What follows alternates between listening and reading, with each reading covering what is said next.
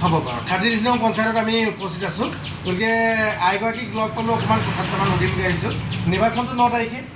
হয় নিৰ্বাচনৰ আপোনাৰ প্ৰতিদ্বন্দ্বিতা দুগৰাকী আছে ইয়াত প্ৰতিদ্বন্দ্বী বা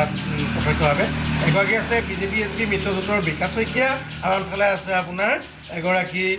জাতীয় কংগ্ৰেছৰ পল্লৱী গগৈ দুয়োগৰাকী প্ৰাৰ্থীৰ ভিতৰত প্ৰভাৱটো বা স্থিতিটো কাৰ আপুনি বৰ্তমান দেখিছে প্ৰভাৱ বা স্থিতিটো কাক আপুনি পাইছে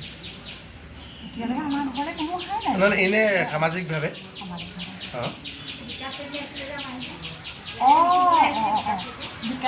বিকাশ শইকীয়া আমাৰ ইয়াত আপোনালোকৰ ইয়াত কৈছিলে তথাপিতো বিকাশ শইকীয়া ইয়াত আহিছে আৰু তেওঁ যেতিয়া সামাজিকভাৱে আপোনালোকৰ লগত সংযুক্ত হৈছে গতিকে অনাগত দিনত নিশ্চয় বিকাশ শইকীয়াই বিজয়ী হোৱাৰ চান্স আছে হয় ধন্যবাদ